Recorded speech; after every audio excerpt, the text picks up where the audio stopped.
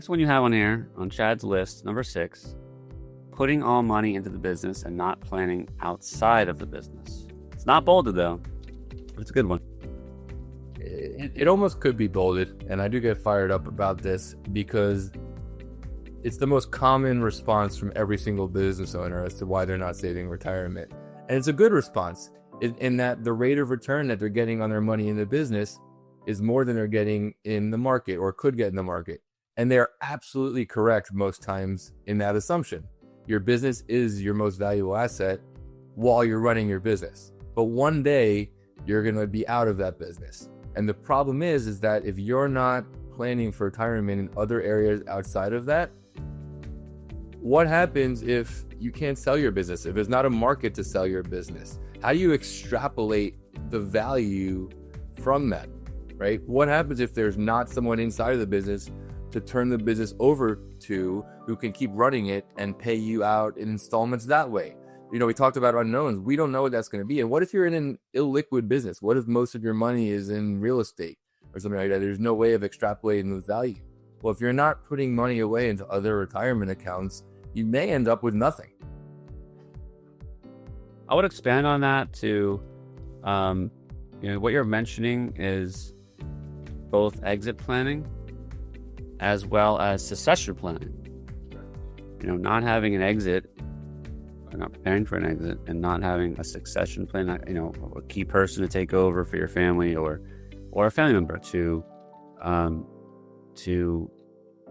take over. So that's all true. I mean, you're investing in your business. Your business is going to keep going, and then hopefully that materializes to something better at some point. But that's a risk. The only thing, not to cut you off, is that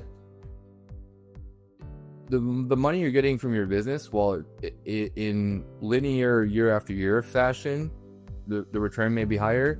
It doesn't compound the same way retirement planning does, where your money is growing on itself every year. You're getting your money out of the business, but it may not be compounding in the same sense that it would in traditional, planning.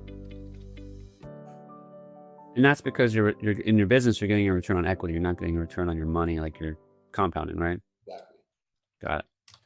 Doesn't Warren Buffett, I think actually Warren Buffett, or it was Freud or Newton or one of these people, wise people, who said that compound interest is like the greatest eighth wonder of the world. Yeah, I always give an example a lot of times when I'm working. I do a lot of, as you know, financial education to people in graduate programs, and I always talk about the value of compounding money. And I always give this example. I'll always ask, if you started with $1 and that dollar doubled every day for a month, how much do you think would be there at the end of the year? And people always yell out 1,000, 2,000. And when I tell them $1 million would be there, they're like, what are you talking about? And I said, well, yeah, $1's $2, $2 doubles 4, 4 doubles 8. But when you get to those 25th, 26th, 27th days, and 100,000 becoming 200,000, 200,000 becoming 400,000. And I know it's an extreme example, but it really drives home the point about what compounding does to your money when you just let it sit there and do the work for you. Yeah, it's a really good example of two things, actually. It's funny because that's a bias. In one of my books I'm going to share with you another date, it's called a bias, where you can't kind of wrap your head around something intuitively that can possibly be $1 million in 30 days. But when you put it on paper and you look at the data, it's fact. It's black and white. The second thing is, when I was in school, we were learning about my law school estate planning and tax planning classes that I took. They did the same kind of analysis, but it wasn't, in terms of money and building money from, $1 doubling to get to whatever. But it was like a question on the board, like, would you rather have this or this, subject to the different taxes? And of course, everybody picks this one because it, on its face, looks like your beneficiaries would inherit more.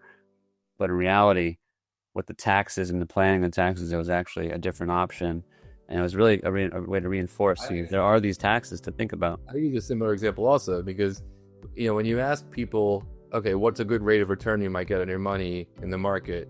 Like, 8%, and I'm like, okay, that's a good return. But I'll ask them, what taxes are you paying on that money? What fees are associated with that account?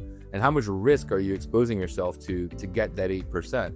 because there are plenty of planning strategies out there with a lot less risk where you can get a 4 or 5% return, but there's a lot less risk. There's no taxes, there's no fees. Well, at the end of the day, that's the same return as your 8% that you maybe were in the market. And people don't think about what's that net number. They're thinking of, the 8% is what you're telling your buddy at the bar when you're having a beer. Oh, I earned 8%. And they don't say, oh, well, what did you actually keep of that 8%? Isn't that the age-old saying in business? It's not what you make, it's what you keep. Yeah. People, I see that a lot. Haimo Law.